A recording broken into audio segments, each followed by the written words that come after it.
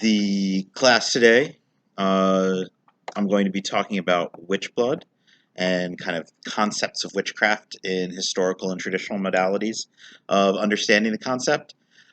Depending on what area of the magic or witchcraft community you're in, there's different views and feelings and emotions around the idea of witch blood. Some people think it's a completely modern fantasy concept, which is easy to disprove. If you look at any history, you can see that it's always been there. Some people think that it's an outmoded concept, and some people think it's a perfectly normal, rational concept. And so we're going to kind of go through and talk about some different ideas. And so some of them might be things that people are very familiar with and very comfortable with. Some of them might be things that are a little confrontational to people if they're not with what's within your background. But hopefully we'll kind of address them in ways where they're still comfortable to look at for everybody. There'll also be some adult themes in some of what we'll talk about. There'll be some practices that we'll discuss that may not be particularly comfortable, but we're going to discuss them in kind of like a high level and not go into detail. Um, and not everything that we'll talk about as ways that people have acquired witch power through history and through folklore are things that I'm necessarily recommending that anyone go out and do. Um, we're going to mostly be kind of talking about a worldview and a way of understanding the idea of witchcraft and what a witch is and what witch power is. Um, and so this will be a lot of idea-oriented things rather than this is practically how you go forth and do this. I am working on a book on witch blood that's exploring folklore of witchcraft around the world and throughout history, and that does go into a lot of detail about process and how to do these things, and that hopefully will be out sometime in the next year or so. But this will get you going with some ideas. A little bit about me and my background with the subject. I've been involved in magic and paganism of various sorts since I was a little kid, since I was about 11, so a little over 30 years at this point. I've been involved in things sort of in the greater online community since I was a teenager, and then local community since I was about 19, mostly through the OTO. I'm still kind of new to the whole conference thing. This is only my second year of doing these things, um, but it's a lot of fun. As far as the witch blood concept specifically goes, my mother is a seventh daughter of a seventh daughter, which is a traditional way of having inborn witch blood that then passes through families. Her family is primarily African American, and there is a lot of hoodoo practice in her family. Ironically, she is a fundamentalist Christian, and so while there will be the occasional conversation where she'll be like, I don't like seeing that people are gonna die like before they die. And I'll be like, well, Mom, you're a witch. You just have to deal with that. Um, but a lot of her family does magic things she prefers not to. But there's still kind of a sense in her family that because of the way she was born, that she would have more of a predilection towards it, more capability with it, would she pick that up. My father's family is from up in the Blue Ridge Mountains, and there is a lot of kind of latent awareness and understanding and familiarity and adjacency with magic things in his family as well. So it's something where it kind of was always there in the background growing up for me, which is probably part of why I'm drawn to looking at this concept and talking about this concept. Now, when we talk about uh, sort of the idea of witchcraft, and specifically with an idea of something like witch blood, where that's something that people can acquire or it could be inborn, it obviously is going to bring up ideas about the nature of entering into something and beginning something. And one place in our culture where that comes up a lot is with born again Christianity. Christians will talk about how when they're saved, when they come to Jesus, when they come to Christianity, they're born again. And when I was a kid, this was a concept that a lot of people laughed at. We'd always be like, "What? Were you not born right the first time? What's wrong with you?" And even a lot of mainline Christians would laugh at this concept. And I've definitely seen the same kind of teasing and joking about it in the neo-pagan and the magical community. But that same kind of concept still happens in neo-pagan and magical communities. And that's a community where most people who are involved in it are coming to it from the outside. They're coming to it from some different life or some different way of being that they had before and are joining into and engaging in this. Like I mentioned, a lot of my background for public groups was the OTO. I was involved in the OTO from the time I was 19 until I was like 36 or 37 or something like that. Um, and there you would have people every year posting about their initiation anniversaries or about when they were born through initiation by joining the OTO or their new birthday from their initiation. And you'll see this in other magical groups that practice initiation as well, where the initiation is looked at as stepping into a new life. And so it's a new birthday or a baptism where you're kind of starting over as this new person.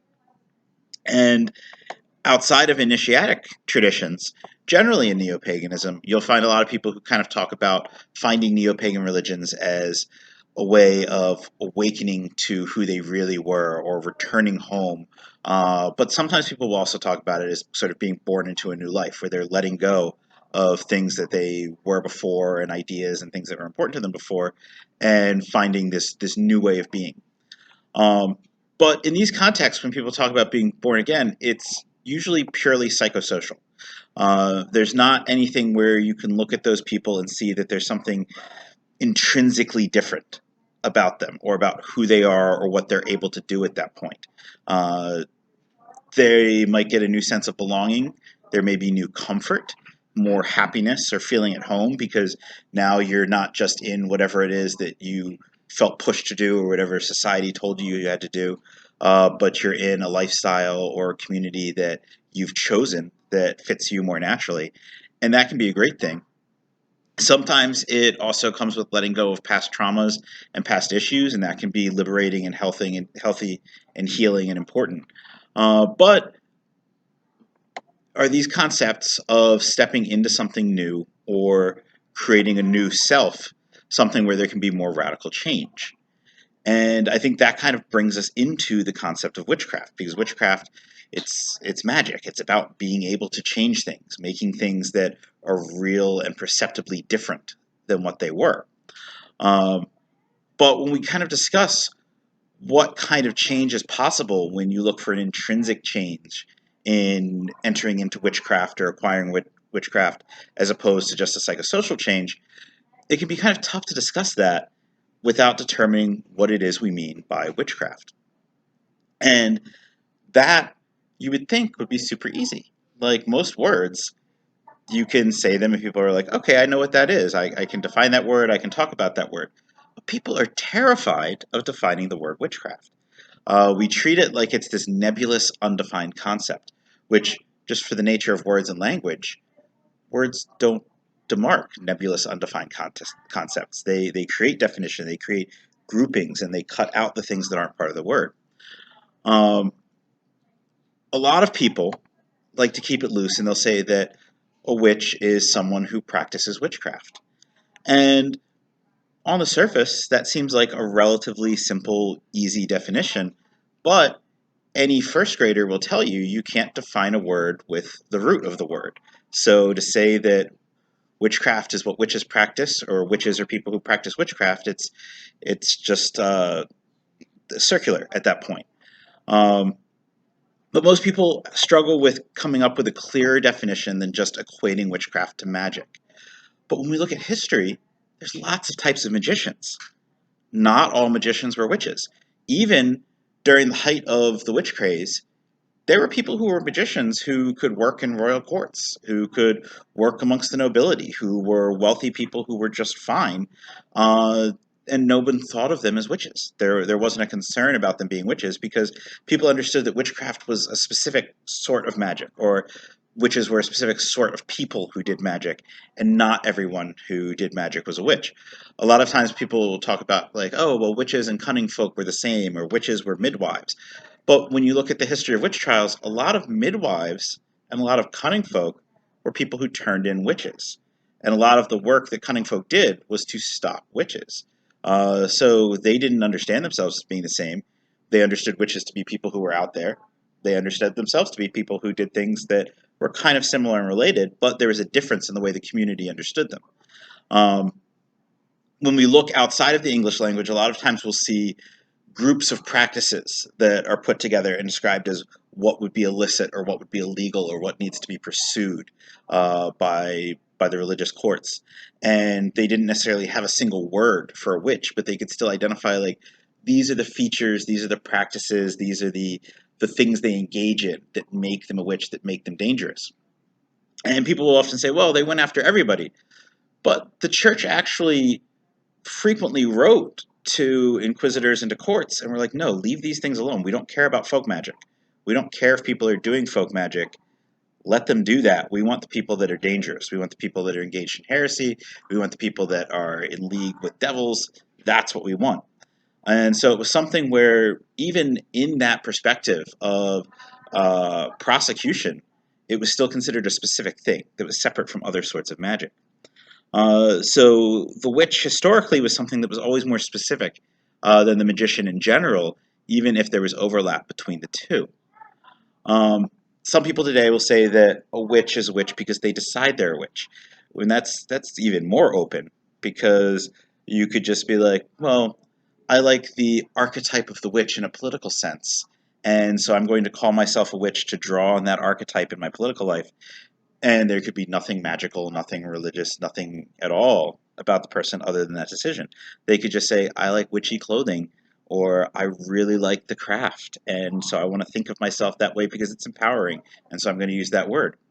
And so it takes a lot of meaning away from the word, which ultimately takes power away from the word when a word stops having meaning.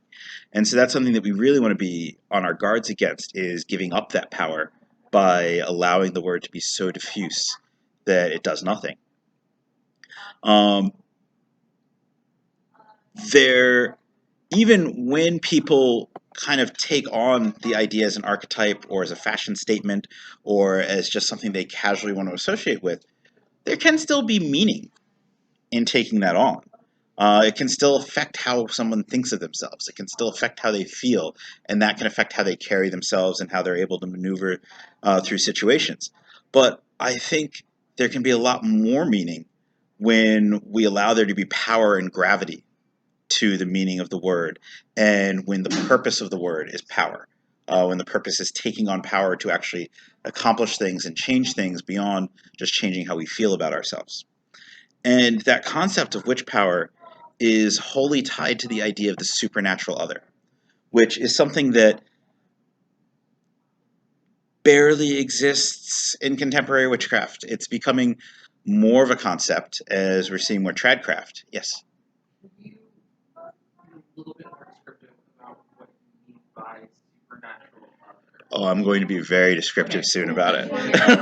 It sounds like two words that go together that mean a thing, but I'm unclear as to what it means. Yes, we're going to get there. Okay. So in contemporary witchcraft, a lot of times the basis is the idea that witchcraft is a religion, which obviously Margaret Murray gave us that idea, and Gerald Gardner turned it into a thing that was real in the world.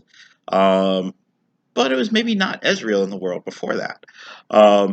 And as a religion, it's a practice that you elect. It's something that you learn, and you can explore books, you can go to classes, you can study things and learn things about it. But historically, witch is a word that was assigned to you. It wasn't something where you woke up and you're like, I'm a witch today. I'm going to be a witch now. It was something where other people started kind of getting suspicious. They noticed some creepy things happening. They noticed you were kind of creepy, and you're not really fitting in with the social norms of our village, which is kind of dangerous and scary, because if you break the social norms, other people are going to break the social norms.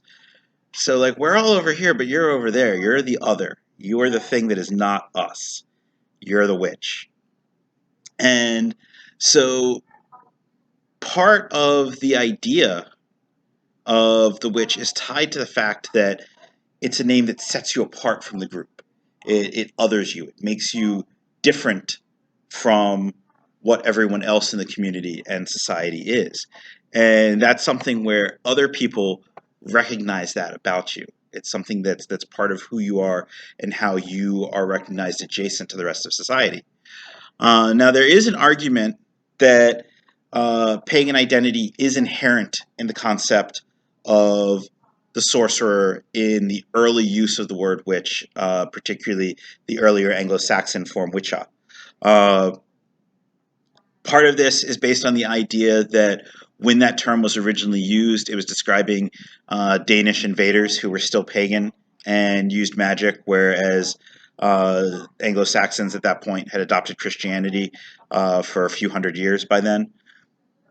But the bulk of the English use of the word witch, there's not a particularly pagan component. In fact, when we look at a religious distinction for witches, particularly in, again, specifically with the English use of the word, um, we're looking around the time that the anti-witchcraft laws go into effect and there start being trials in England and Scotland, which is relatively late compared to on the continent. And there, when witches are discussed as having the old religion, it's Catholicism. Because England and Scotland had adopted Protestantism at that point.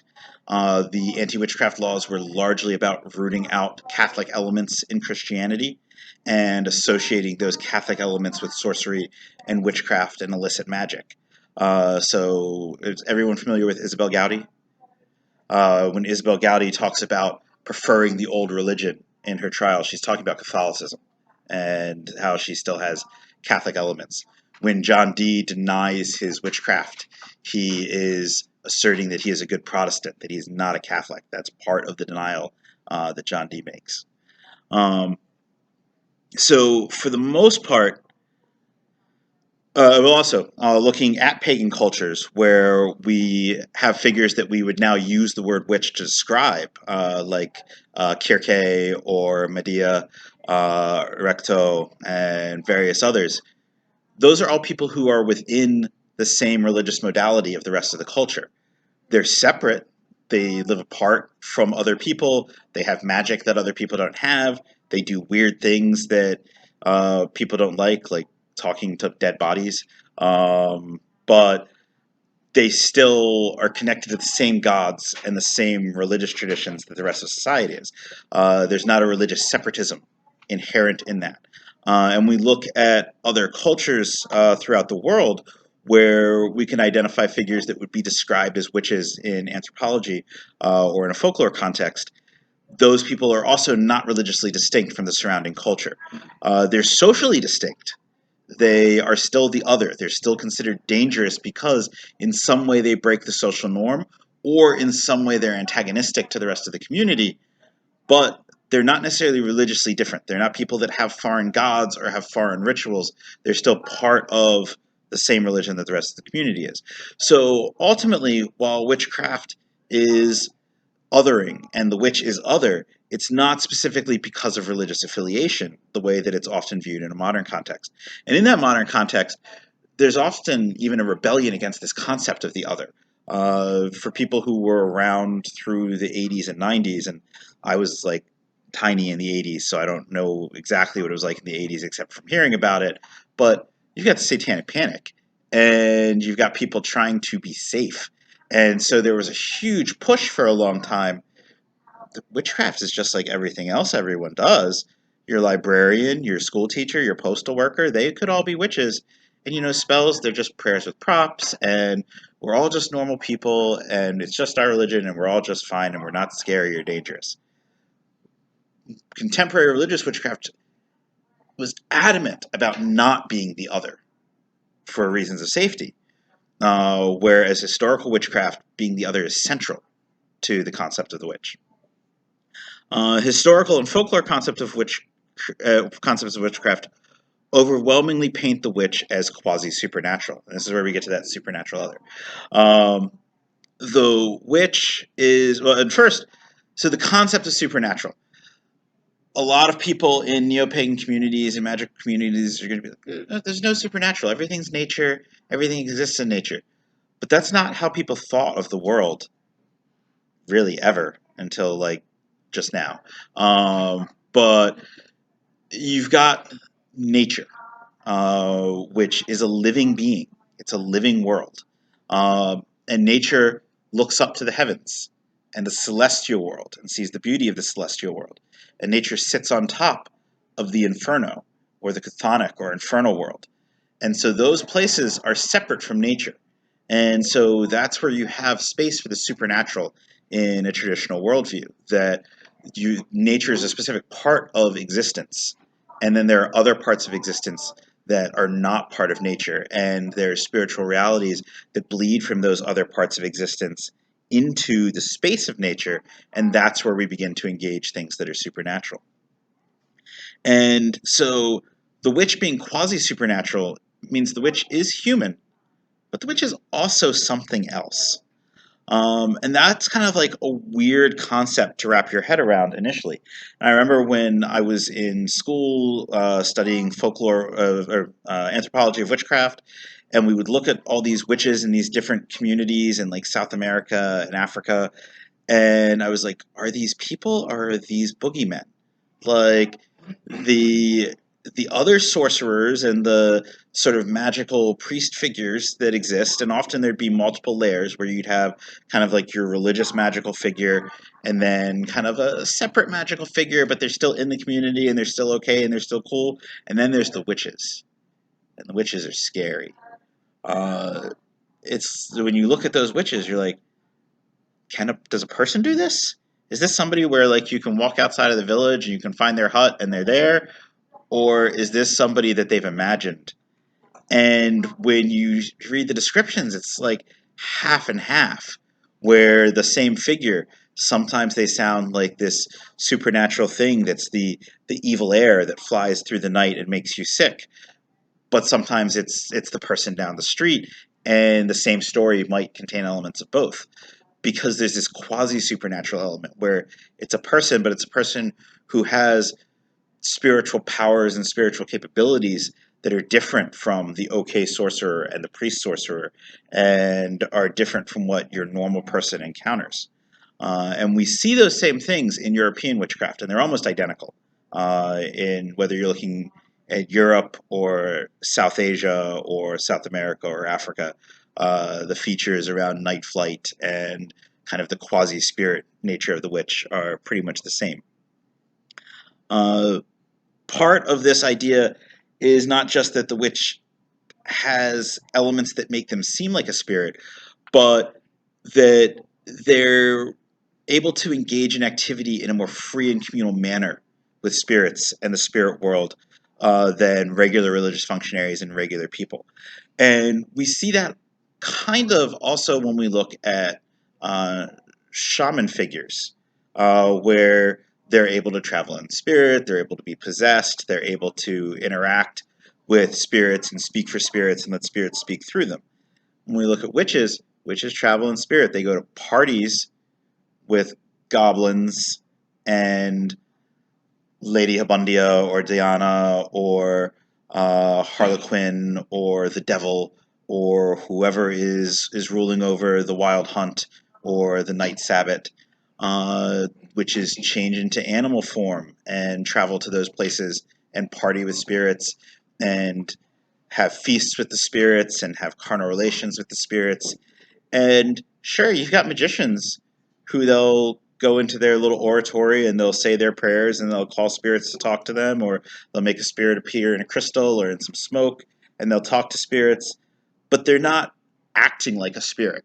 They're not running around with the spirits in the same way that the spirits run around with each other. Whereas the witch does that because the witch is almost a spirit. The witch has one foot in that world where the spirits are and one foot in the world where humans are. And in that way, the witch is quasi supernatural. The witch might also be compelled to these behaviors. When we look at tales of the Benandanti, uh, they don't have a choice. They hit a certain age. They're born as Benandanti. They're born with cowls, and that marks them as Benandanti. And even people from their family who aren't born with the cowl, they can't choose to be Benandanti. They can't go on the night flight with their Benandanti family. And then when they reach the age where they're called to these night flights, they'll hear the captain of their Benandanti troop call to them. They'll hear drums. Their spirit will be called forth. Their body will go into a catatonic state. and they might follow along as a person with that spirit captain. They might turn into a butterfly. They might turn into a cat. But they go off to this place where they do battle with the witches, or where they have a party with the other Benedonti, or if they're the witches, they have a party with the witches. And honestly, they kind of party together too. But it's something that's compulsory. It's not something that's necessarily a choice. And there's lots of cultures where that happens. The Niimba in Nepal, they have two different types of witches. Some witches are people who have a spirit that inhabits them, and that spirit gives them a power that's essentially the evil eye. And those people are considered unfortunate, but they're not considered bad because it's not on purpose. The rest of the community knows that this is sort of an affliction they have, that there's this spirit that's indwelling with them, and it causes them to have this ability, and they probably don't have control over it, and they'd rather not have it. Then there's the other witches who are scarier. When they come of age and get married, they cut off their husbands' heads and they tear down the support pole of their house and they mount the head on the support pole and they fly through the night wreaking havoc. And I'm assuming this is a spirit flight thing because I don't think they're. There's no middle ground, PJ. Like, your two options are crazy. Yeah. I'm figuring they're not waking up to all these like dead decapitated husbands in their village, so it's got to be a spirit flight thing. A little bit like that menopause. It's like the kids are growing up and you're moving and you're ready to burn it down. the metaphor question is great because the metaphor is destroying the social order of marriage. So, which is the same issue that we see in European witchcraft. There's a preponderance of unmarried people, both male and female. If you were unmarried, regardless of your gender, you were more likely to be accused of being a witch because you were dangerous. Because if you're unmarried, you're gonna go sleep with somebody else's wife or somebody else's husband, or seduce the local priest or something, and you're probably gonna do it a bunch of times, and you're gonna break apart a bunch of marriages. So you're dangerous. So you're probably a witch. Yes. I wanted to make a connection between like witches essentially being like forced or compelled to be a witch. My wife studied Korean culture a lot, and they have mudoms, shamans. And how she explained it to me is that a mudong is just a normal person for most of their life, and at some point they're called somehow to be a mudong. And if they try to avoid that lifestyle, they will It just can hit mess you up. atrocious. Yeah. That's also often inherited. It's frequently along family lines. But yeah, they're really interesting, and it's neat that there's more about them starting to show up in media in European and American culture. Now I lost where I was in my notes because I got all excited talking about tearing down houses and cutting off heads. Yeah.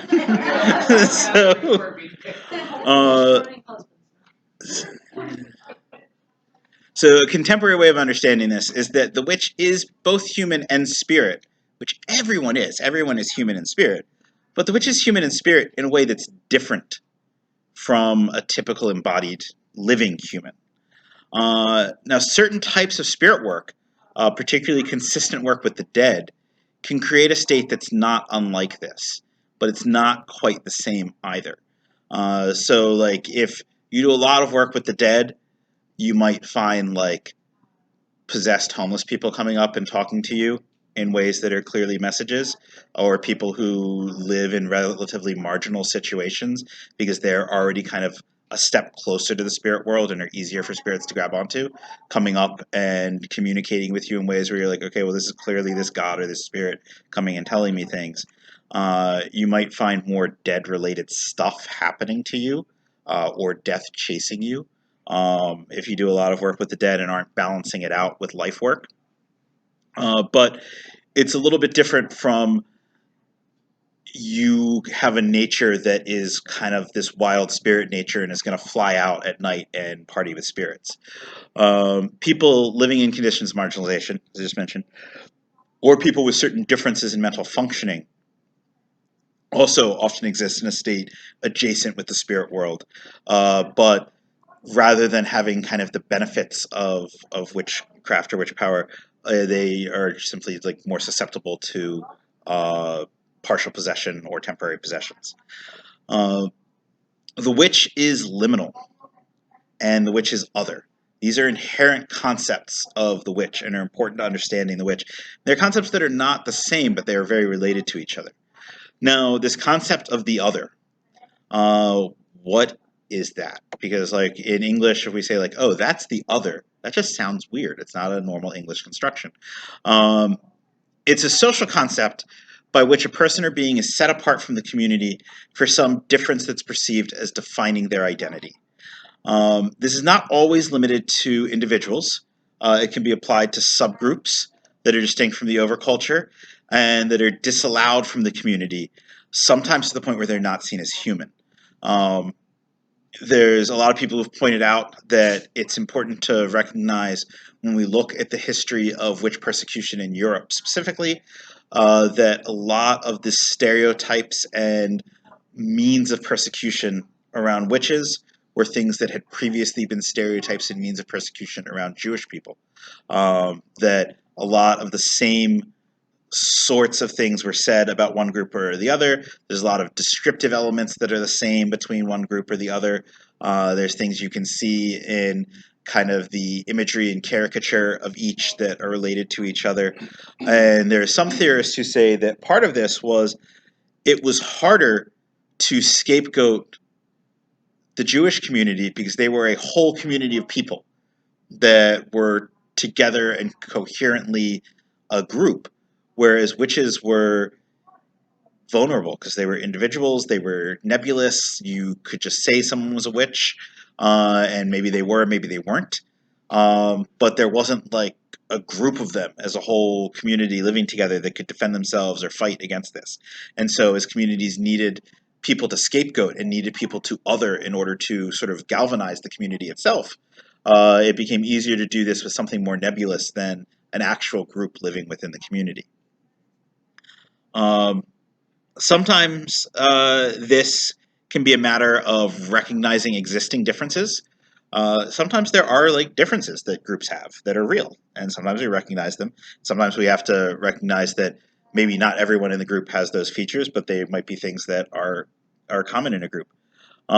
Sometimes that's going to be the case with people. Sometimes people have features or elements about them that are a little weird or a little different.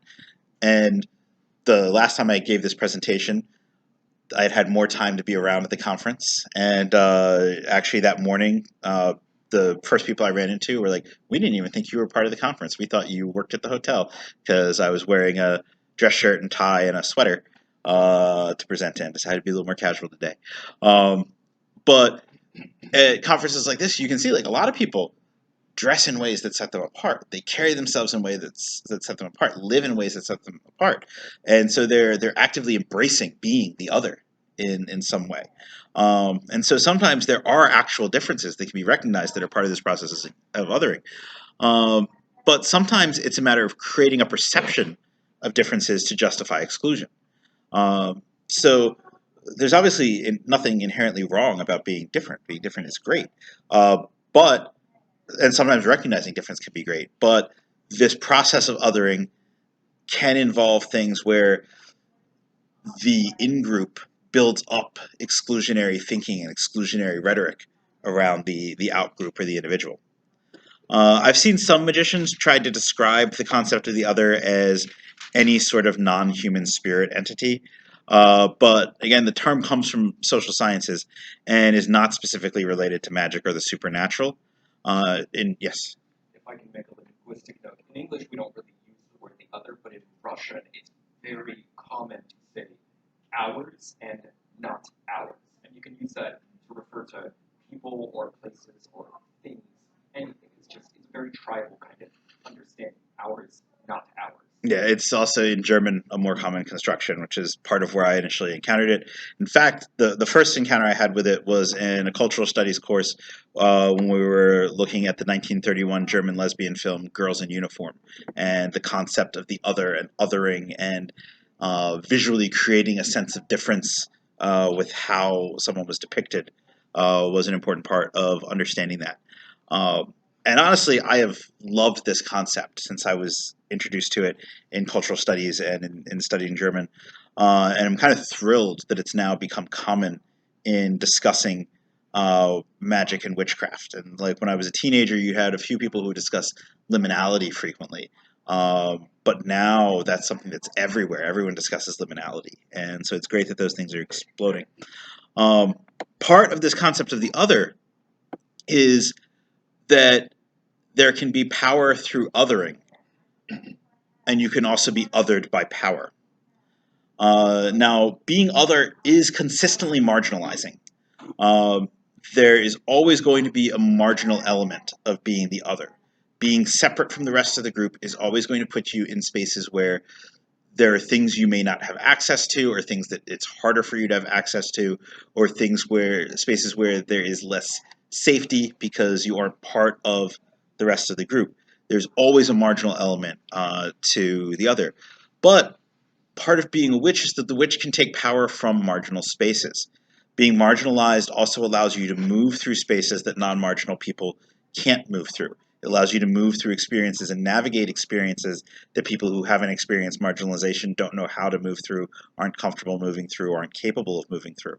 And there is a power in that in a very real and social way. But that can also create powers by creating certain spiritual dynamisms where the way things are made adjacent to each other, the way things have to struggle and push through, can create potentials of difference within the spiritual experience that amplify spiritual power as well. The witch has elements of agency based on being at odds with social norms. If you are... Has everyone seen Heathers? Heathers. The movie Heather. Okay, so in Heathers, the Heathers are the popular girls. They all have they've got their bows, they've got their special clothes, they get together and they play croquet, and they have a lot of social power in the school by being the popular girls. But when one of the Heathers goes rogue and starts murdering the other Heathers and making it look like they're killing themselves, she gets power by going rogue. Like, she gets not just emotional and like personal power in a sense of self, but she's able to really affect things that are happening in the community around her by being antagonistic to the social order and being at odds with the social order. And that's part of the fear of witchcraft, is that witches are at odds in some way with the social order and break from the social order, which means they have freedoms to do things that other people don't have freedoms to do. There is a queering and marginalizing effect in the witch's difference from others, which may incline the witch towards the liminal space of spirits and occult perception. So a lot of times when, at least for me, when I talk about witchcraft being inherently queer or queering, it's not in the modern sexual use of the term or identity use of the term, but in the sense that queer means something similar to liminal.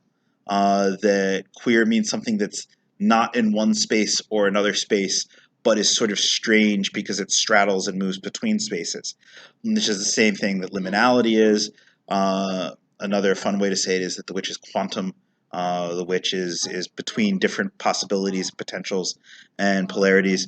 And that actually, the probability element there is another important part of the witch's power.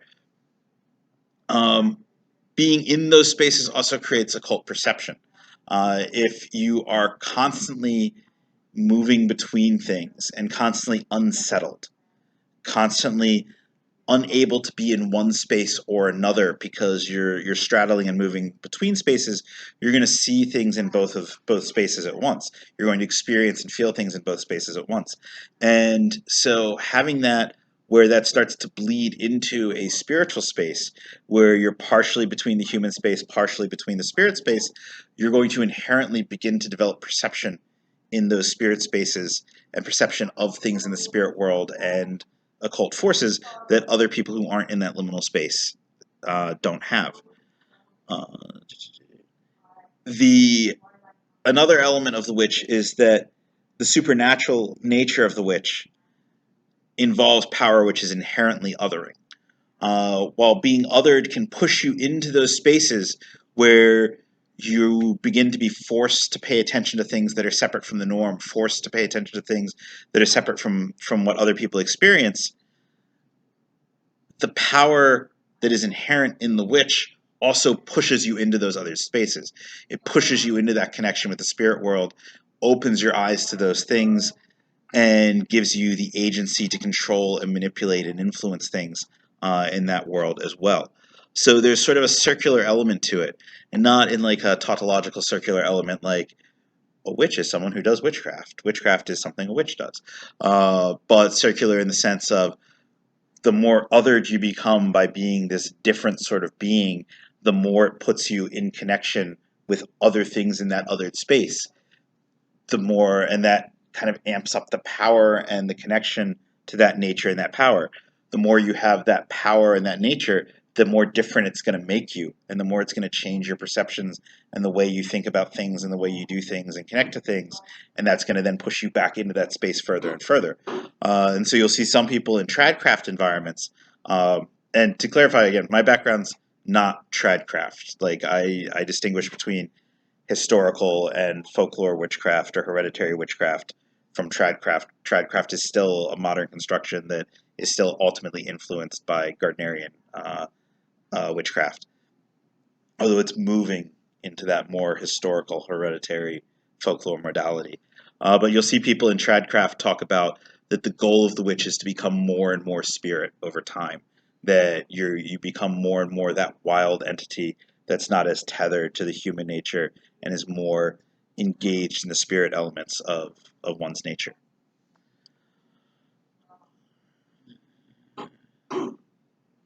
Okay. Actually, we already talked about that being supernatural is an actual thing as opposed to everything being part of nature. So I guess I got ahead of myself there. But part of this idea that you'll see a lot of people today who will try to talk about how magic is science. In a very loose sense, that science just means knowledge. Sure, magic is science. In the sense of the modern meaning of science as a series of methods and procedures for analyzing questions and creating repeatable, understandable technology. No, magic is not science at all, and it never will be. A lot of people take that, I think it was an Asimov quote, like any sufficiently advanced science is indistinguishable from magic, and they misinterpret that as meaning, well, science and magic are equated.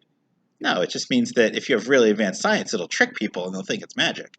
It doesn't mean that magic is science, and it doesn't mean that that science is the same as magic.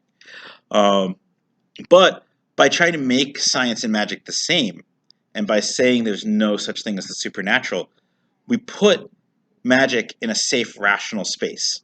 And earlier, I kind of blamed that on the Satanic Panic, but even if you go back to the late 19th, early 20th century, Crowley was trying to do that because he wanted it to be a respectable, rational thing that could be understood, like the way science was developing at the time. Rigardi tried to do it with tying it further to psychology. Dion Fortune tried to do it with tying it further to psychology.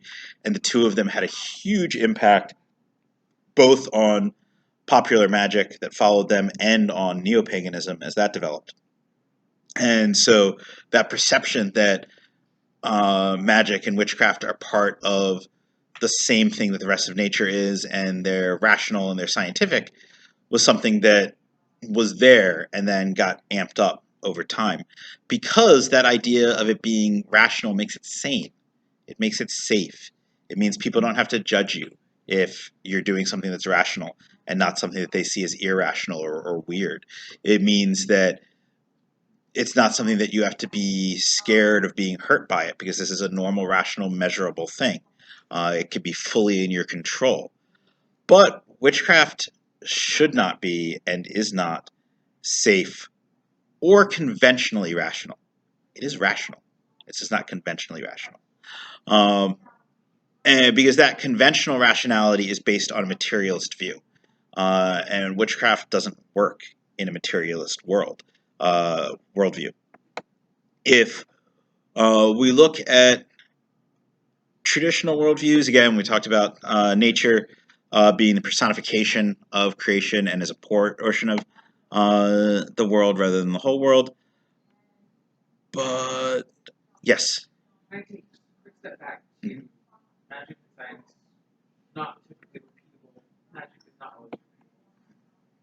I have experience, and I believe many people here have experience, where there are some technological pieces of magic that I have seen be repeatable between multiple people who have multiple different backgrounds, but like the actual physical act of whatever the casting is Hmm.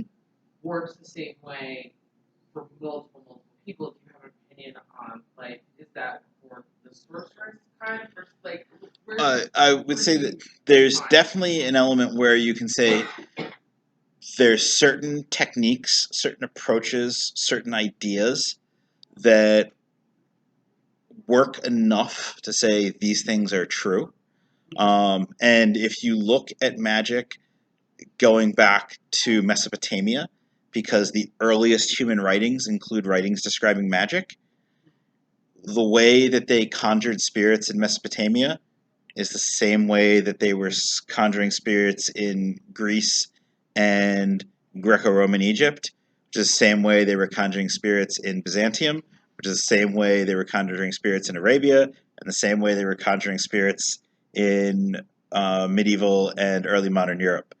So we've got thousands of years of using essentially the same techniques, just slightly adjusted for the culture. So there's probably a reason those techniques keep getting used. When I say that it's not repeatable, what I mean is like if you've got a headache, you can take a Tylenol and the headache is probably going to go away.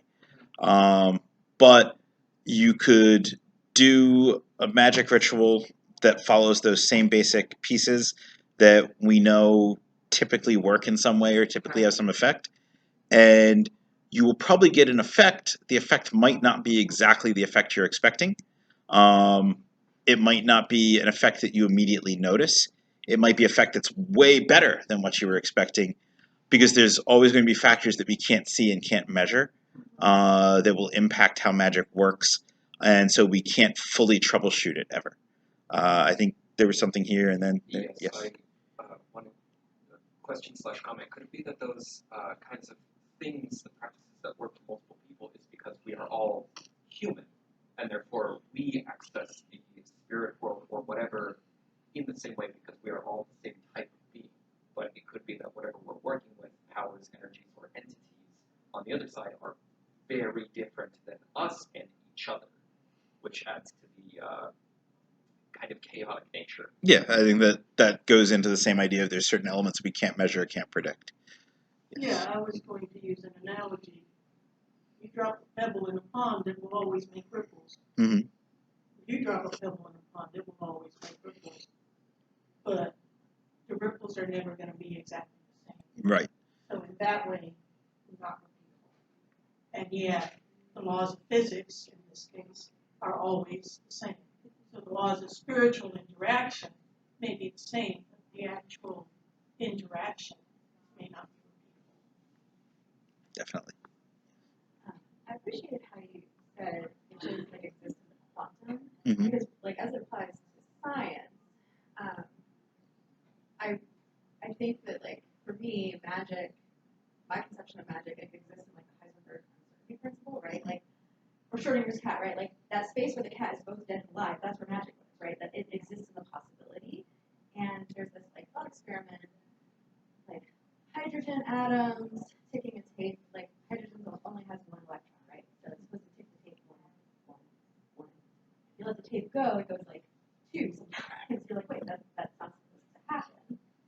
And then when scientists go to like check, like why is it happening, they can't reproduce it. Mm-hmm. And so it's existing in this space of possibility is where magic happens. And I think that like that concept exists in science, but the friction with science is science wants to like unpack that and like understand that and then like capitalize on it.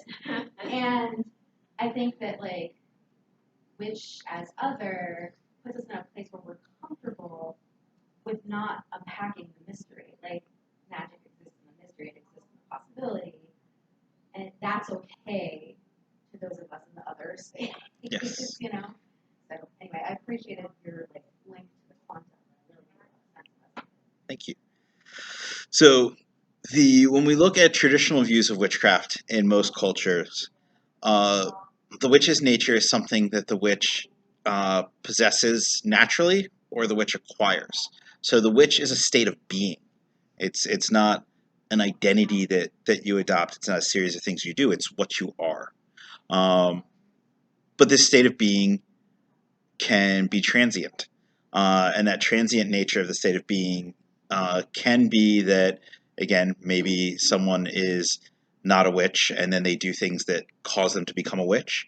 It can also, in some cases, be that depending on what function the person is doing and what they're connected to at that time, maybe they're a witch at that time and maybe there's something else at other times.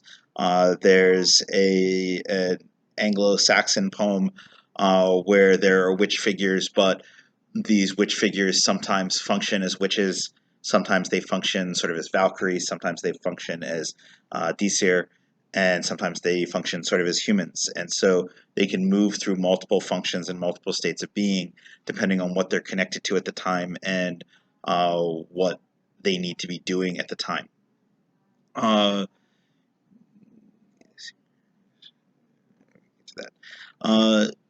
So one of the ways that I often kind of talk about witchcraft is the idea of the supernatural monster. Um, uh, Ian Corrigan, former archdruid of ADF, once said to me, like, well, you can't look at historical ideas of witchcraft and define the witch on based on historical ideas of witchcraft because then the witch would be a supernatural monster. And my response was, if you're not a supernatural monster, maybe you're not a witch. Like, maybe you have to be a supernatural monster in some way to be a witch. And I think that, again, gets back to the idea of worldview. It's not so much that it's fantastical or impossible to be a supernatural monster, it's that our modern materialist and conventionally rationalist worldview doesn't allow for that. But a traditional worldview does. Um, if we try to understand the world in mythic space, which is the space that traditional cultures and traditional worldviews inhabit, then there's room for that. Now, when we talk about myth or mythic space, myth doesn't mean fantasy. Myth doesn't mean untrue story. That's kind of a propaganda thing that started in early Christian writing and polemics against pagan religions. Myths, by their nature, are true. But they're true in a way that's deeper than a surface level explanation of the material world. They don't necessarily have historicity. A myth isn't necessarily something where we can say, okay, yesterday this event happened, the day before that this event happened, the day before that that event happened, and we can date these events and we can show the evidence that they happened. That doesn't mean the myth didn't happen. It just happened in a way that's not material and perceivable and measurable in the physical world in the same way that other events are measurable in the physical world. The myth overlaps the physical world. The myth informs the physical world. It describes nature and it describes spiritual elements and it describes things in both the higher and the lower spaces that intervene in or interlope upon or interweave with the world that we perceive and in some way inform that world, and then the myth is able to inform us about the world around us without necessarily having to focus on the specific historical details of the myth. Comprehending the mythic perspective understands the spiritual dimension of the world as real and present and adjacent, that it's an interpenetrative and interwoven component of the world that we experience. Now, this opens up to two ways of looking at witchcraft. Witchcraft as fairy tale versus witchcraft as fantasy. A fairy tale is the bizarre and supernatural experience of witchcraft rooted in the real and the experiential presence of a queering, othering liminal power. Whereas witchcraft as fantasy is the focus on an identity for comfort and empowerment. This identity shapes worldview instead of being shaped by it, and the application of an archetype because of desire and feeling without an intrinsic witching power. There's nothing that has to be tied to something inherently real in that case. It's just image, concept, desire, feeling. Now, it might sound dismissive to be like, well, my witchcraft is a fairy tale, but your witchcraft is a fantasy. But it doesn't have to be. There's value to fantasy. Fantasy books make a lot of money, and so does fantasy TV. There's clearly some value that way. But that idea of a focus on identity, comfort, empowerment, those are still things that can be needed and still things that can be good. But they're very different from focusing on something as an actual power that's going to change you and make you weird. Like, it's not wandering into the forest and getting lost in the mist and hearing voices and talking to animals and trees and then coming back changed by that experience and bringing that spirit nature and spirit world into the world that you inhabit, which is where witchcraft as fairy tale works. Both of these can be meaningful. Both of them can be useful based on a person's need, but they each have their own sort of importance and their own sort of reality.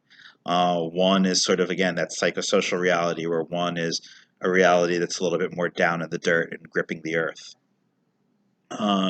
Now, within this perspective of witchcraft as fairy tale or witchcraft as supernatural monsterhood, again, we're dealing with that idea that the witch is both human and both supernatural, but the concept is fully rational now because we live in a world where that's possible. We live in a world where the spirit world interpenetrates and is interwoven with our world, where it's just around the corner at all times. And because it's just around the corner, it's able to reach around that corner and influence things here and there and have power to, again, interlope upon our world and our experience. So then, again, that takes us back to that idea of the witch as the liminal or quantum figure, someone existing in both the material world and the spirit world in a more dynamic way than most people. I'm just going to skip some things where we are sort of repeating ourselves, and we've talked about that a bunch. So with this, again, we kind of talked about how the witch and the magician are not necessarily the same. Like, magician's a big category. Magicians are rectangles. They've got 4 sides and 4 corners. Witches are squares. They've got 4 equal sides and 4 corners. So witches are inherently not squares. Witches are weird. Squares are pretty boring. But it's a smaller group within that larger group. So a witch could do any type of magic that a magician could do. A witch could pick up the Ars Goetia and conjure a demon. A witch could pick up the Key of Solomon and make a pentacle. A witch could rub some oil on a candle and write a petition paper and burn the candle on the petition paper. Any other magician could do those things too. But the witch is going to engage it from a different perspective than the perspective that other magicians are engaging it from. And there's going to be an inherently different power and agency that the witch brings to the table that other magicians are not bringing to the table in the same way. And this deals with that quantum liminal nature of the witch. If we think about the witch in connection with the figure of Hekate's original association with the Crossroads was a guardian of the Crossroads. And some of Hekate's early associations with witchcraft were as a guardian at your doorway who kept out the forces of witchcraft and kept out the forces of evil spirits. But Hekate likes to collect things and likes to expand and reach out and take the whole world as hers over time. And so eventually keeping out witchcraft and protecting the Crossroads, keeping out spirits, became ruling all of those things and using all of those things as her tools. So if we think of the witch as connected to that nature, if you're standing in the middle of a crossroads, you're not standing on any of the spokes. You're not standing on any of the roads, but you're standing on all of them at the same time that you're not standing on any of them. You have the ability to go in any of the directions that the crossroads spokes out from. You have the ability to look down and see what's coming through, maybe you have the ability to stop things from crossing through or allow things to cross through, which then connects to the idea of Hecate as the key holder and as the gatekeeper. Yes. So I just literally had a thought. That's what I was thinking about Hecate and Crossroads and everything when we were talking about the supernatural just being around. There are all these associations in the supernatural with places, corners, tree, like the hangman's tree, and everything like that. And again, our modern concept of what the supernatural is very different from places all what we're talking about, like the pre-modern concept of it. And a lot of people don't see it because it's not part of our culture right now. But I just had a thought. When you said that all right, Hecate is the goddess of the crossroads. At that time, most of her worship, this room would have been a great hall. The crossroads were far more minimal, for there were fewer roads. How many crossroads are there now? Within like a mile of this place. So how many worship points there are points of connection, like you're talking about? These liminal areas are everywhere now, and to a lot of people, and to me myself, that sort of diminished them. But now I'm thinking, no, it's actually more. We're not seeing it because it's so common in front of our eyes that they're still there with the same power that they had before, just they're all over the place. Yeah. I mean, like, just this building, I mean, even a tenth of this building throughout most of Hecate's worship period would have been, like, unheard of. So, just even the parking lot. How many crossroads are there in the parking lot? In a Greek context, the space where your walkway from your home met the road was considered a crossroads. Yeah. So they still had that sort of pervasiveness. But you're right. There's all sorts of liminal spaces, and I think if we were doing a class on space, it would be really interesting to explore different spaces associated with magic. But I think a general breakdown you can use are liminal spaces have particular magic to them, and wild or untamed spaces have a particular magic to them. But they're not the same magic. Although the edge between a wild space and a tamed space becomes a liminal space also, and allows you to sort of take advantage of both types of magic at once. I think there's like 4 hands now. Yes. When you were talking about a witch can do anything a magician can do, the thought came to me that, yeah, because the magician is working from this space, but the witch is working from this space. Yes. Is that what you... That is part of it. The magician, a lot of it is technique, whereas the witch, it's being and inherent power. So the witch can bring that being and inherent power to any technique they want. Did you have? Okay. I was just going to say, when I was living in Japan, they're a very spiritual community, and they do have a concept of like crossroads, but it looks vastly different than what we're talking about of there being a legitimate, like, literally across in the road. There is a lot of like abandoned buildings or abandoned shrines, or like there used to be a road because there used to be a stream or river that you would have to cross over, so there'd be a bridge or a doorway just in the middle of the woods. And like that is what you're talking about, this like coming from this wild space to this like tamed space. It's almost like it's a gateway in and of itself, and there's all these like lore, there's all this lore around like don't go on to that bridge because you'll be lost forever, like your spirit will be gone. Don't go through the doorway because then you'll be gone because you're crossing into that liminal space in a physical sense.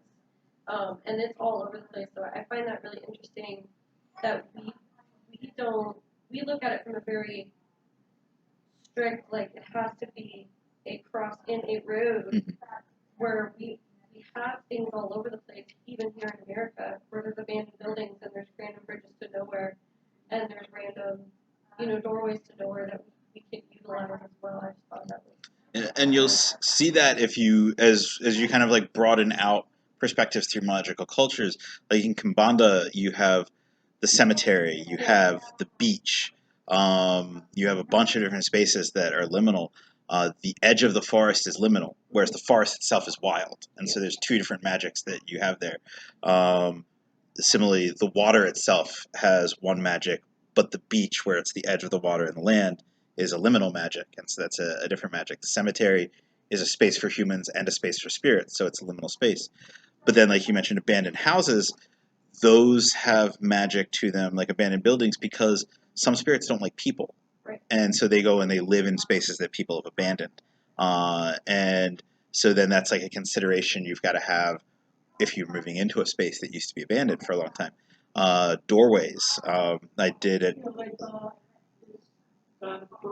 Yeah, and so at the last conference I did a class on grimoire magic for free, and one of the things I mentioned in that is having rituals or prayers that you do every time you enter or exit your home, because you're passing through an important liminal space in your life as you do that. So there's lots of ways to engage that liminality beyond just the physical crossroads. It's really good observation. There's something there, and then When I think about space too, I think a space that we often don't acknowledge is the digital realm that we're all living in. And that space is so liminal, right? Like, I don't know, probably everybody in the room has had the experience where you like posted something or done something online and you're like, oh, you over there could see that? Oh shit, right? Like or like, oh, I didn't know you were there, right? And like but what's interesting to me about that is that because the digital liminal space is like so omnipresent in all of our lives, both magical and non-magical people are like existing there, and we haven't really like tangled with this space that it's so omnipresent in our lives and it is so liminal and ephemeral. And I think that one of the reasons why we've reached this like state of like social and political upheaval tied to like the effect of the digital is because like people who are not used to liminal spaces are leveraging the like potential power like of this giant liminal thing, and like whether they understand or perceive it or not, they're using this liminal space to push through big movements. And because all of us are like linked into it, it's like this huge, powerful. I think exploring modern liminal spaces is something that is very interesting. Like I did a blog post about street lamps as liminal spaces, and I've thought about writing about bus stations and airports, because those are clearly inherently liminal. But yeah, the ability for the internet, like it's a net of crossroads, to be treated as liminal is another interesting one. Well, when we talked about doorways and abandoned houses, in both archaeology is a hobby of mine. In both Iron Age and Bronze Age roundhouses, obviously you get years and years and centuries of buildup, but they have found, like, the assumption, they have found block-up doorways on the last level of the houses, so the houses are being closed up, and they're not being used anymore, where there's some sacrifice in the doorway. I mean, you can't prove it was sacrifice, but if you find a bull's head in a doorway that has been closed up, why else would you put it there? Yeah. Or a horse's head or a dog's head or something like that.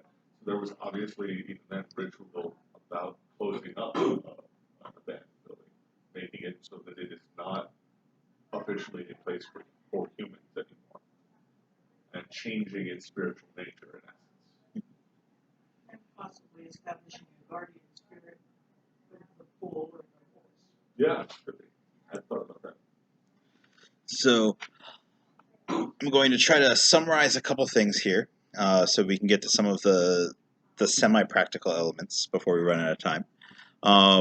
So one of the things that so along that idea of the witch having a power that allows them to engage magic differently, that relates to this liminality, again relating to that sort of quantumness.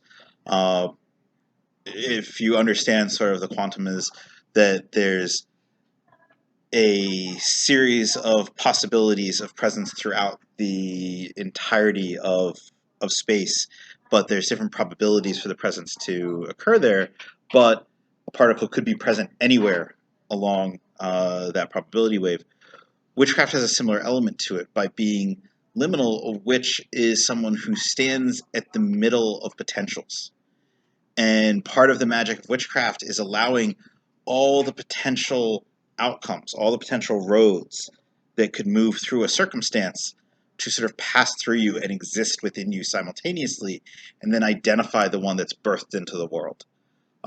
So if a situation could have multiple different effects and multiple different forces impact it, and that could result in multiple different outcomes, part of the nature of the witch is being able to connect to those different potentials and connect to those different possibilities and allow those possibilities to pass through the crossroads that is the inherent nature of the witch, and then identify the one that needs to be pushed into existence, or the one that needs to be sort of promoted into existence above the others, which is part of how the witch brings something different to the table magically than other magicians. It's not the way that most people do magic. It's not the way that most people engage possibility when they look at optionality in magic.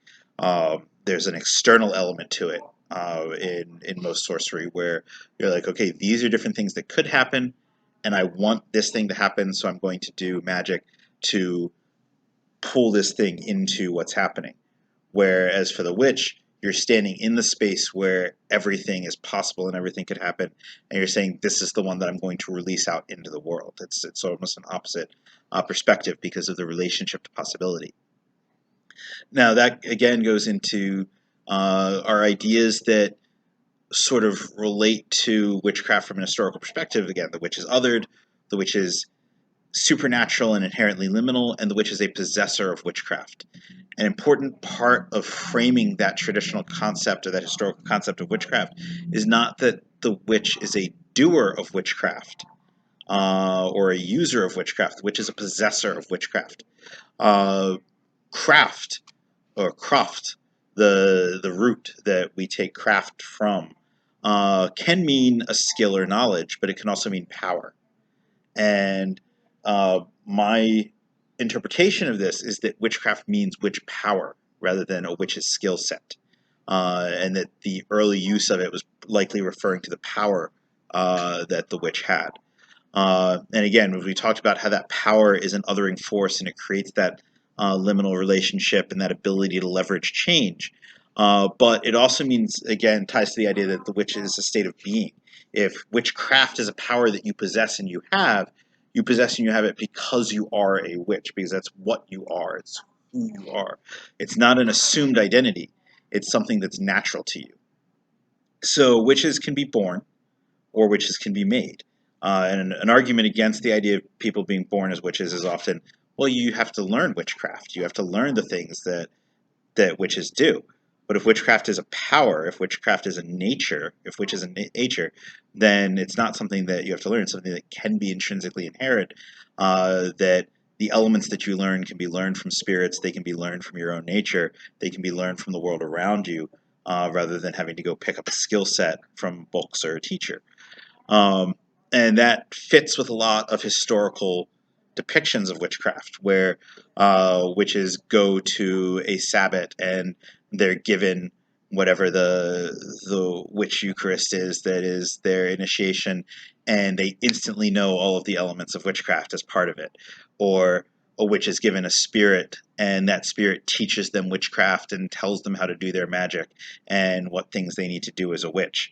Or a witch simply has this nature that allows things to happen and allows them to do things that they may not understand initially, but then as they begin to engage the spirit world, they begin to know and learn more about what happens. And a lot of people who come from families where that kind of thing is normal, but maybe they don't have like a way of explaining it, but they're the ones that get a little deeper into it than the rest of the family, have that experience where you have weird things happen and your family members have weird things happen, but then you meet a ghost and the ghost starts telling you stuff, and maybe the ghost gets a little friendly with you, or maybe the ghost is a little scary, but you learn things and you start applying things. Maybe the ghost introduces you to some other spirits and you learn things. Those are all modes of witchcraft that we see in folklore and we see in history, but there are still people today that live that and experience that. The when we talk about a witch being made, that's different than deciding to be a witch. It's different than assuming the identity of a witch. Saying that a witch is made inherently expresses the idea that something intrinsically transforming happens, something powerful happens that makes them different from what they were before. And so a lot of people don't like the idea of witch blood because they're like, well, that's saying that like certain people are born as witches, and then you're saying those people are better. Like, no, people who have witch blood are freaking crazy. Like, everyone with witch blood is eccentric. Their magic is broken. It's weird. It works really well a lot of the time, but you look at it and you're like, why does that work? That is so messy and is such nonsense. Yes. Kind of similar to that. My wife deals a lot with fairies, and lots of people in Ireland and the UK do not deal with fairies for a variety of reasons. But for her, for some reason, she can't. Whereas if someone else tried to touch it, they end up like losing their kid, getting changeling, or I don't know, getting rich or something, or like maybe being kidnapped for 100 years. One of my books, Familiar Unto Me, actually talks about the idea that fairy tales are stories about fairies for humans, because regular humans need warnings to stay away from the fair folk and to stay away from magical places and magical spaces and things that they don't have power to navigate. They are not stories for witches, because witches are already partially part of that space and have the agency and power to navigate those spaces. And we maybe need a set of stories for witches, but that the experience is different and that difference is important. And when you read fairy tales to decode magical elements from them, you have to recognize the fact that that difference is there, that they're not being written for the magician, they're not being written for the witch, they're being written for the common person in the village who needs to not go to those places. So when we talk about that kind of intrinsic transformation, we're talking about something where it's not a psychosocial concept. We're talking about something where you are inherently different from what you were before. So you can have witch power by being born under certain conditions. If you're born with a cowl, if you're born with a tail, if you're born with certain other weird birth features, like having like a full head of hair or a bunch of body hair when you're born, certain types of marks, birthmarks in certain types of shapes, or things that mark you as different from a normal baby. Those are things that might be signs that you're born with witch power. Being born on certain days, in some cultures, being born on Christmas, ties to certain types of witch power, like being able to pass the ability to cure the evil eye. That can be passed at Christmas, but I think in most folklore around passing it at Christmas, the person who passes it loses the power when they pass it. But if it's somebody that's born on Christmas, then they can have the power passed to them without the other person losing it, or they might inherently have the power, even if somebody before them in the family didn't have it. You'll also see that where there are cultures where certain people are born as marked to be witches or born as marked to have magic, but elements of it still have to be passed by another person in the family. Like in Thracian magic, there's stuff where it's like you're taught a spell and like the person who has it spits on you to transfer the power of that spell onto you. So even though you inherently have the ability to have it, the specific power gets transferred to you. Power for people who are made witches generally is acquired through spirit interactions. And this happens in sorcery also. In sorcery, in some cultures, you will see infection processes, which often sometimes have to do with spit. Like there are some cultures where a sorcerer spits into the mouth of a person, and the person swallows that spit, and then they get a sickness where they have like a fever and they're messed up for a few days, and then they wake up with sorcerer's power after that. And that infection is what transfers it. And in some cultures, that transition of fire, that transition of power, takes it from the person who had it and gives it to the person who takes it. In some, it reproduces it in the person who takes it. It depends on the type of power and the person. Whereas, so sorcerer's power can be lost, whereas witch power, once you have it, it's part of you. It doesn't go away. That's a difference between the two. Um, witchcraft isn't simply infecting you with power; it's restructuring the nature and state of your being. So for people who aren't born with it, or people who are born with it but want to go and live weird spirit adventures that max it out to some crazy level, how does that look? Like, what are ways to obtain this power if you weren't marked with it, or if just for some reason you want a whole lot more of it? Um, and we're gonna speed run this because we've got 10 minutes left. So I want to at least touch on the three basic concepts. There is the carnal method, consumption, and consumption leads us to the idea of cannibalization. So when we talk about carnality, we're talking about getting jiggy with some spirits. In a lot of history, a lot of folklore, a lot of cultures, there's stories about sex with spirits. Fairies clearly like humans in that regard, anyway. Maybe not in other regards. Um, the the devil in witch folklore is quite possibly the fairy king. A lot of times you'll have the devil and the fairy queen, but there's no fairy king. But when you hang out with the devil, you're in the fairy hills and you're having fairy banquets with the fairy queen and the devil. It makes sense that the fairy king is the devil then. Um, and so, sex with the devil or sex with the fairy queen are ways that people acquire witch power. And an interesting thing with that, if you look at Tales of Thomas the Rhymer, and I actually also talk about that in my book on familiars, he lived before the witch craze by about 100, 200 years. And he goes off to Elfheim and is the lover of the fairy queen. And when he comes back, and she's like, okay, we're going to do our tithe to hell now, so you need to get out of here so I don't have to give you up. She offers him a choice. He can either have the power of being a great musician, or he can have the power of prophecy. And so he chooses the power of prophecy.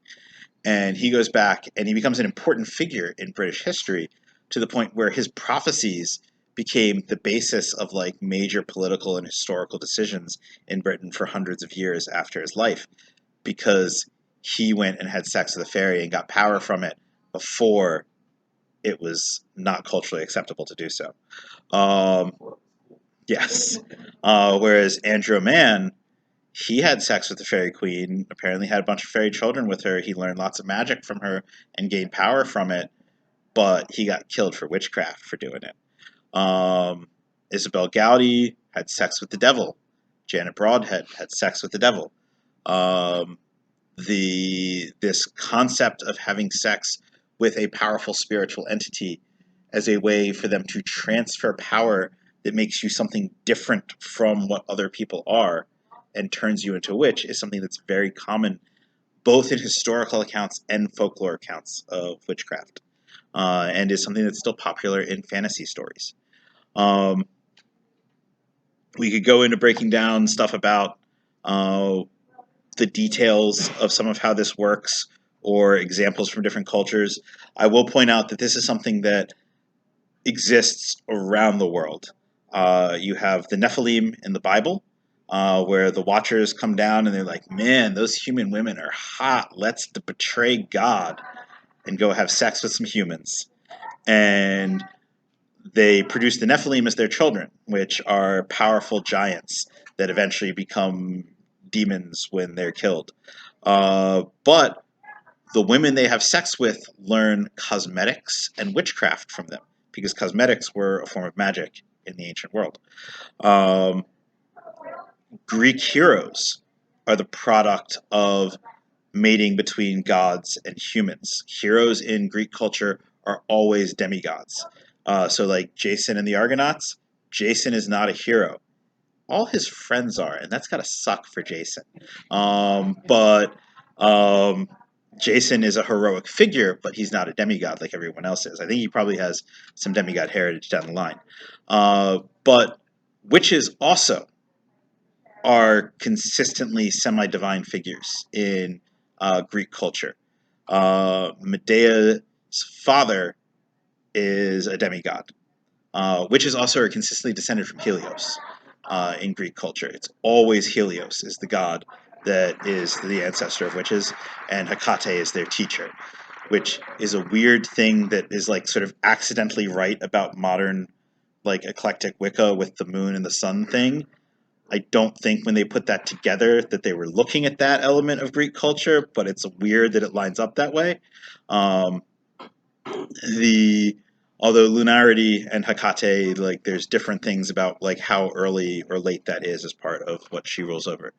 In Welsh culture, you see that also where marriages between humans and divine or magical beings produce giants and they produce witches. And in Balkans culture, you have the Jamaj, the star dragons that fight the evil dragons, but they're really lusty and they look at human women and are like, "Oh my god, I need that," and they come down and they mate with them, and their power through that sexual interaction changes the women and gives them power and makes them witches, and then their children are either witches or their heroes after that.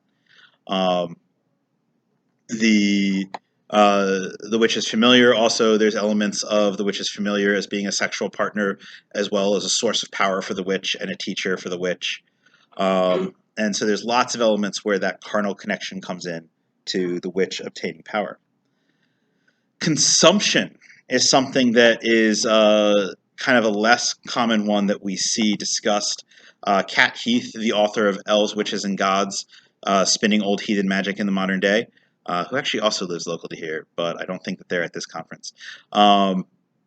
They kind of pointed me to this at one point, but in certain Norse conceptions of the soul, the witch has the ability to change their hama or their form, but also the nature of their hugger or the heart soul can be something that defines that this person is a witch, and it can give them powers that are sort of similar to the evil eye or the ability to look at things and affect things and change things by like the desire of their heart soul. One way to understand the witch is that the witch has a hugger that is from a non-human source. And like there's a story about Loki giving birth to the mother of ogres after consuming a hugger. And so there's an idea that the qualities of the hugger can be passed on if somehow you have received or taken in one that is non-human. But there's also this concept of being able to consume the hugger from another being. And so that kind of suggests the idea that you could take elements of non-human beings and consume them to make them parts of yourself in order to other yourself and make yourself not human and kind of break yourself and make yourself glitchy inside to the point that it becomes power. The Kat Heath also suggested that by taking on the Hama as well as the hugger of other forms, that creates a kinship with other non-human beings, which then creates that mode of spirit kinship of being partially human, partially spirit, and interacting in both human and spirit spaces. But both of those concepts involve the idea of taking these components from things that aren't human. So that could be taking them from animals, it could be taking them from plants, it could be taking them from spirits. See kind of a similar basis for this idea in Pseudo Al-Kindi, where he talks about radiance, and all things in existence have some sort of radiance to them. Living beings also have this, but if you kill a living being in an unexpected, dramatic fashion, it creates a burst of their radiance all at once. And Al-Kindi explains that as the power behind sacrifice, that if you sort of suddenly murder an animal shockingly for that animal, it's going to create this sort of trauma response where their radiance bursts forth. And there are some cultures that have magic that's based on that idea, where you kind of deny or torture an animal and then suddenly give it like a really nice meal or a really nice comforting moment.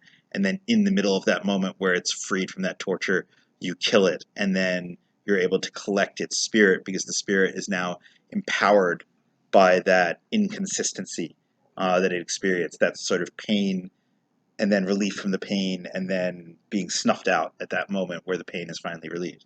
And that's one of those things where I'm like, not advocating anyone do that. Serial killers actually talk about like that, like the torturing part and Mhm. then kind of being nice, and that like the energy that they get from that attack killing somebody within that space. In some fictional examples, Doctor Sleep, Stephen King's sequel uh, to The Shining, terrifying from Witchblood perspective. But they talk about that, how like you pump up that power by fear and torture beforehand.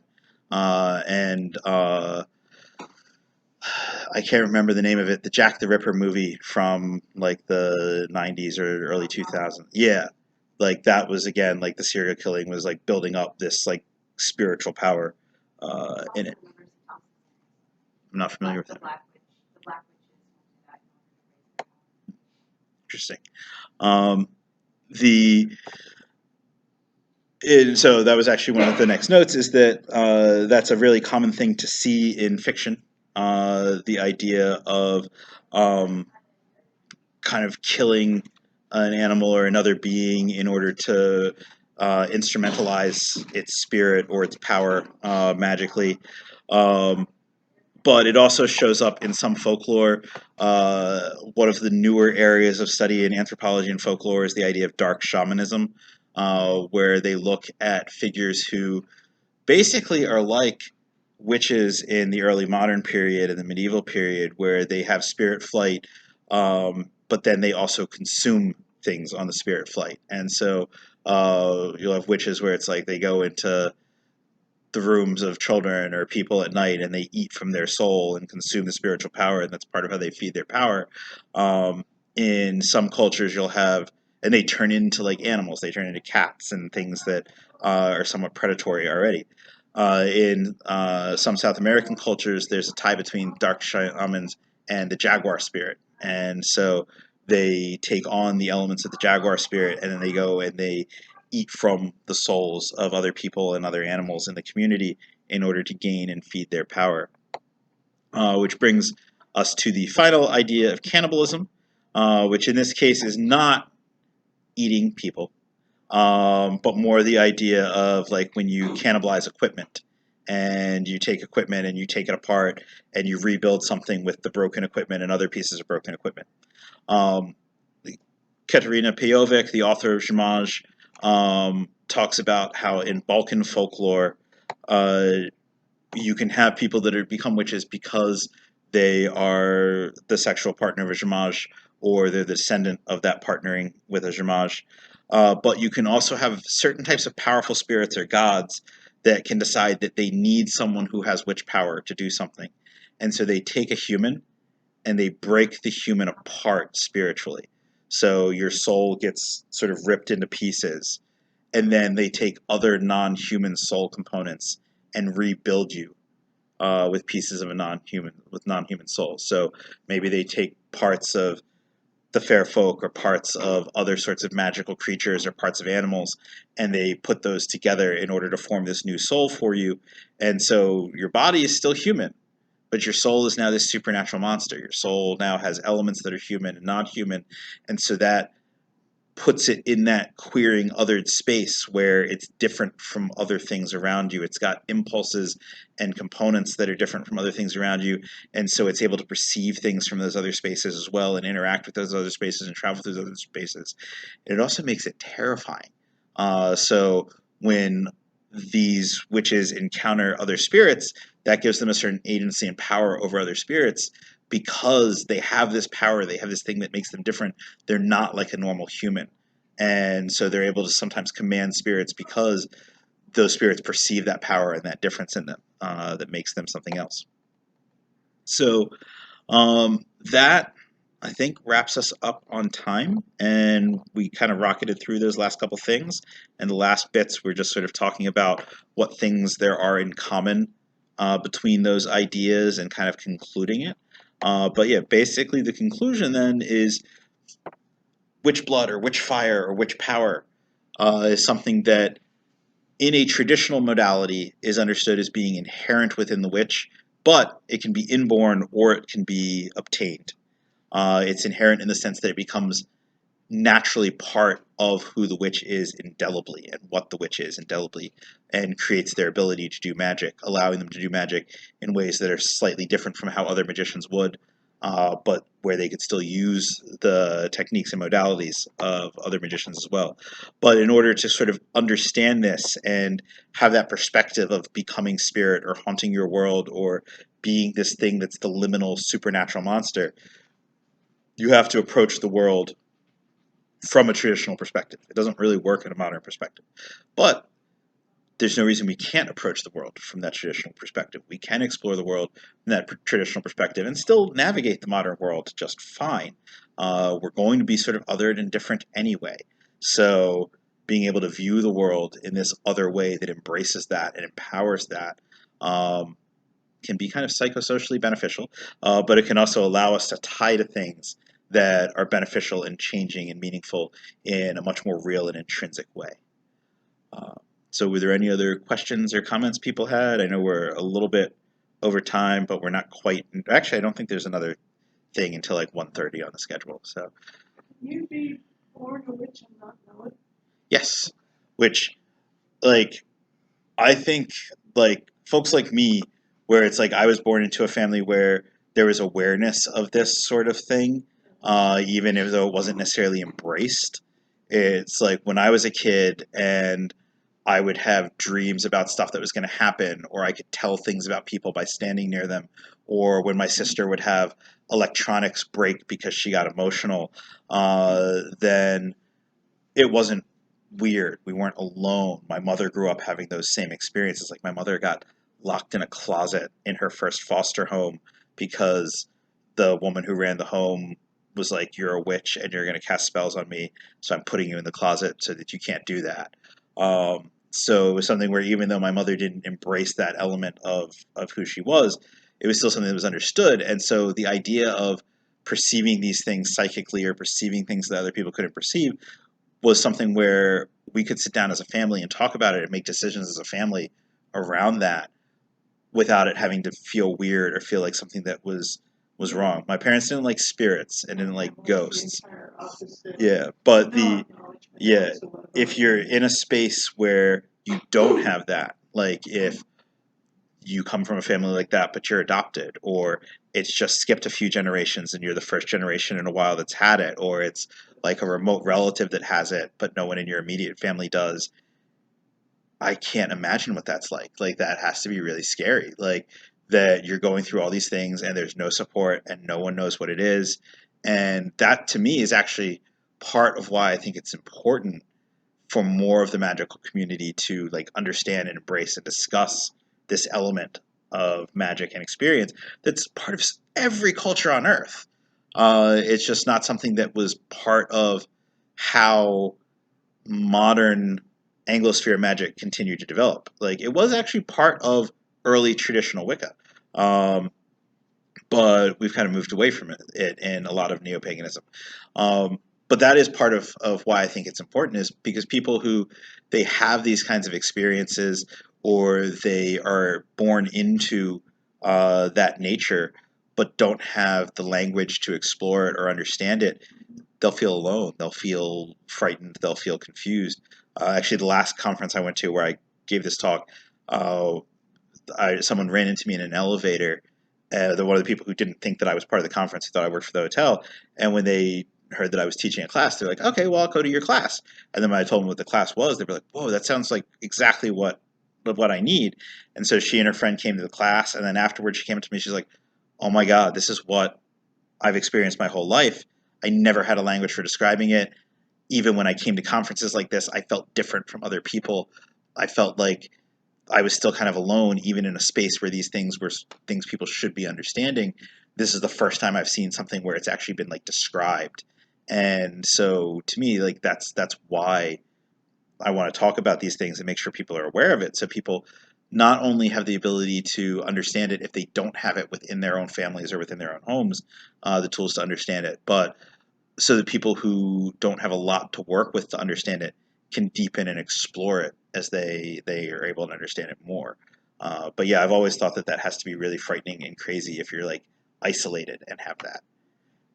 Yes. I can draw a connection between that and being neurodivergent. I am autistic, and until like 2 years ago, I didn't have words for it. I didn't know it. I knew that I was wrong, and other people knew that I was wrong, but I didn't know why. So that led to a lot of guilt, and I couldn't I didn't understand my difficulties, and I didn't understand my strengths until I realized, until I got the language, went on TikTok, and learned that, oh, I'm not wrong. I'm just an alien. And once I realized this and accepted it, I now have I can see strength. I can see my strengths where I can do things that other people maybe can't. And I think it's the same thing with the witch that witch is going to have a lot of trouble because every time they fall asleep, they're flying through the stars and they're scared of heights and whatever. But then they have advantages that other people don't.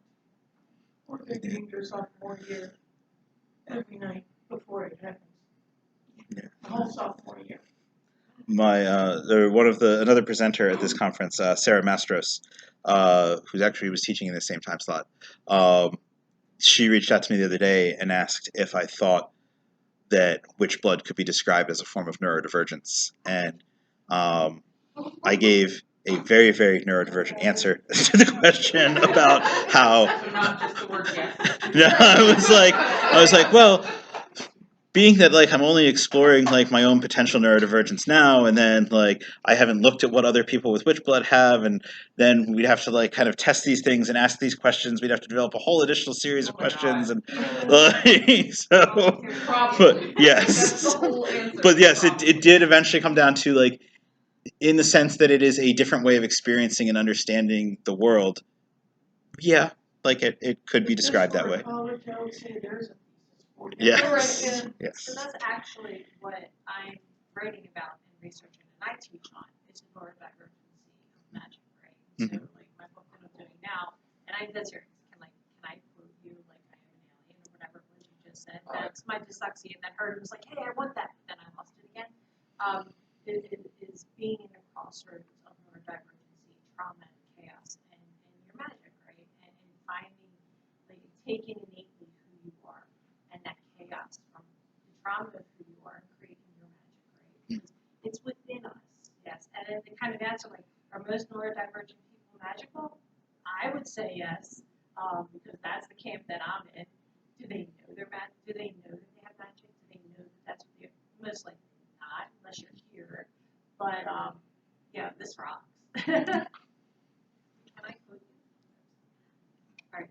Really I didn't realize you were here in this room. I was just about to Yeah. say, last week there was this amazing workshop on neurodivergence, and it was awesome. So yay, I'm so glad you're here.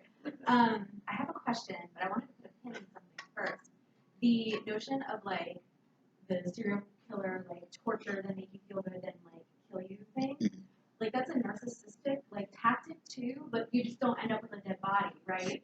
And so I'm gonna make you feel bad, then make you feel good, and then I'm gonna slice you right when you're feeling good. And the convenience of that is that you have this victim you can keep going back to. So if you find yourself in that pattern, know that they're gleaning power from that cycle. And so even outside of the narcissistic abuser, right? Just general GV violence, we see that pattern play out over and over again. But to overlay the magical aspect of that, right? And then you for me, I can go back and well, where is the vampire-ish energy that person has that is doing that, right? Because they're receiving something, they need that energy. And by no means am I glorifying violence, domestic violence. Absolutely not. But outside of just neuro, what the hell? Outside of what was the name you used? What is a it? clinical, Narcissistic. yeah. Outside of a narcissistic abuser, that is a very heightened pattern. Yeah, trying to squeeze the energetic juice out of somebody to get all of whatever they can out of it. And I think as witches, recognizing that pattern from a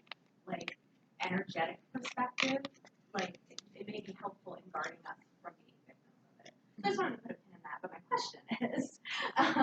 We were talking about liminal, like modern liminal spaces, streetlights, airports, and the like burning question that rose up for me was like, in the past, we would like create or encounter or envision a god or a goddess or a protector, a spirit of that thing, right? The spirit of bridges, the spirit of doors.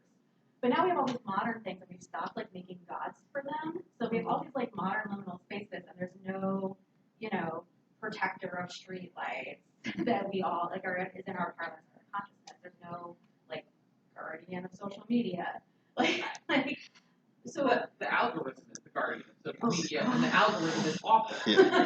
But so inadequate. I agree with you that there's not a centralized, agreed upon thing that the greater society as a whole has identified as the thing. But I would argue that humans in general have absolutely found something to call the guardian of the thing. But I think without like again, that's exactly my point. We're just not there yet where we've agreed on it. Well, and we also don't have a cultural paradigm where we create guardians of things anymore. So where does that leave us? So I think there's for some of them.